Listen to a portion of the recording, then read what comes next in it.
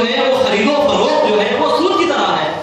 خرید و فروخت جب کوئی کرتے ہیں, دکان سے آٹا ملتا ہے, اس کے بدلے پیسے دیتے ہیں. اسی طرح پیسہ بھی ایک جنس ہے, پیسہ بھی ایک چیز ہے, پیسہ بھی ایک شے ہے. تو پھر پیسہ دے کر ان پیسوں کے بدلے میں پھر پیسہ لینا, اس میں کیا برائی ہے؟ آدمی سوچتا ہے 10 روپے کا کوئی چاول لیتا ہے, اس چاول میں کتنے دانے رہتے ہیں؟ مثال کے طور پر اگر فرض مانے تو کم سے کم 1000 دانے تو رہتے ہیں اس میں.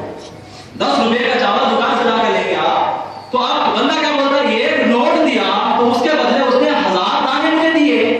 تو اگر میں یہ 100 کا نوٹ دے کر صرف 10 روپے زیادہ لے رہا ہوں تو کیا برائی ہے؟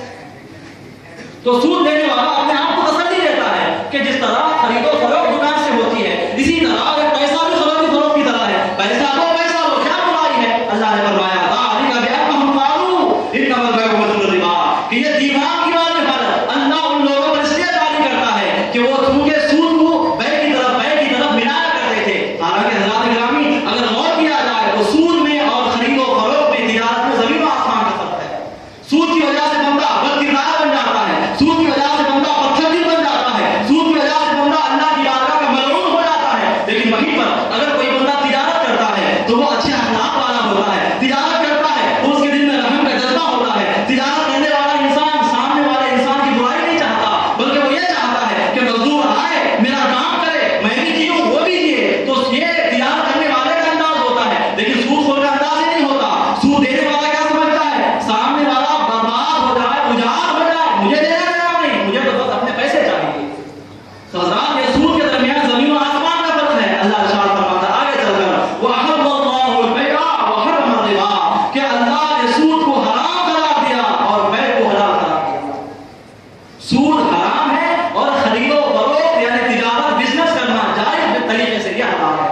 اس کے بعد اللہ ارشاد فرماتا ہے فَمَنْ جَاءَهُ مَوْعِظَةٌ مِّن رَّبِّهِ فَانْتَهَىٰ فَلَهُ مَا سَلَفَ, جس کسی بندے کے پاس اللہ کی طرف سے نصیحت آئی اور وہ رک گیا, فَانْتَهَىٰ اور وہ رک گیا, فَلَهُ مَا سَلَفَ وَأَمْرُهُ إِلَى اللَّهِ, تو اس نے جانے انجانے میں جو بھی سودی کاروبار کیا تھا وہ تمام کا تمام معاف کر دیا جائے گا. کون کس انسان کا؟ یہ آج کے لوگوں کے لیے نہیں, یہ اس دور کے لیے آیت نازل ہوئی جو آقا کے زمانے میں مسلمان تھے. آقا کے زمانے میں بھی لوگ سودی کاروبار کرتے تھے, سود دیا کرتے تھے, سود لیا کرتے تھے. تو اللہ نے آیت نازل فرمائی کہ مسلمانوں دیکھو, اے میرے محبوب کے امتیوں, میرے محبوب کا کلمہ پڑھنے والوں سنو, اب تک تم نے جو بھی سودی کاروبار کیا سو کیا.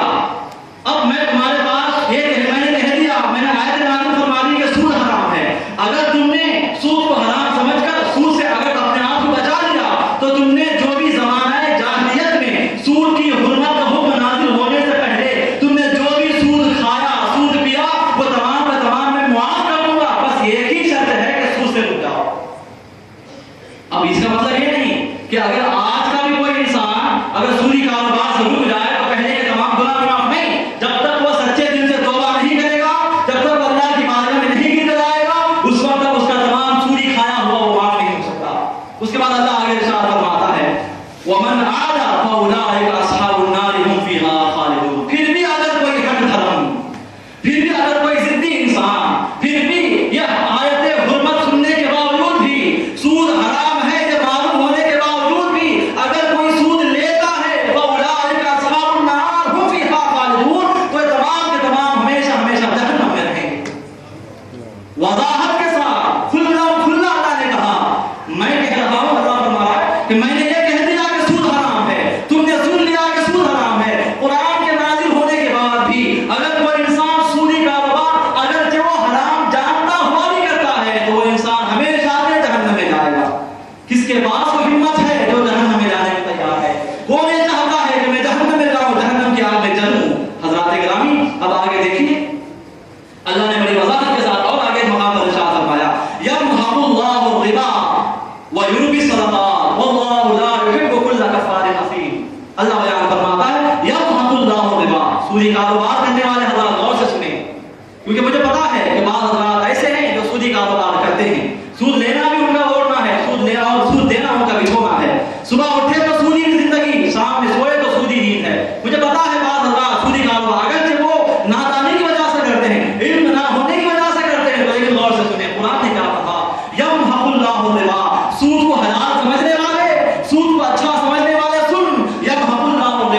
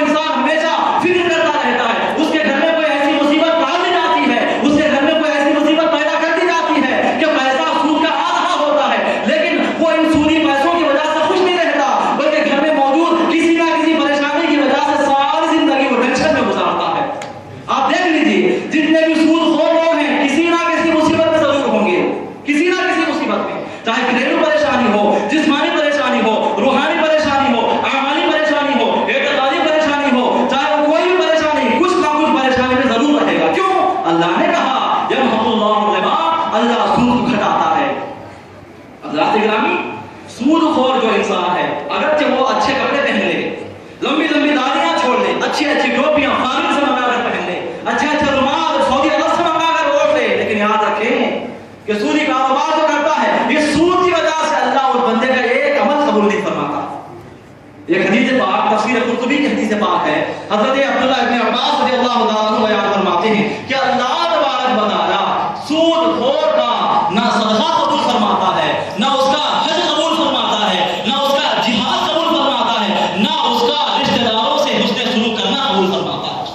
ये बड़ी बड़ी इबादतें हैं। सदका करना बड़ी इबादत है, हज करना बड़ी इबादत है, जिहाद करना बड़ी इबादत है, रिश्तेदारों के साथ हुस्न सलूक से पेश आना बड़ी इबादत है। तो गोया हज़रत अब्दुल्लाह इब्न अब्बास जो हिब्रुल उम्मा, जो सुल्तानुल मुफस्सिरीन हैं, आपने चार बड़ी बड़ी इबादतों का जिक्र फरमाकर ये इशारा दिया कि अल्लाह ताला सूदखोर की जब बड़ी इबादतों को कबूल नहीं फरमाता, तो छोटी इबादतों को क्या खाक कबूल फरमाता है?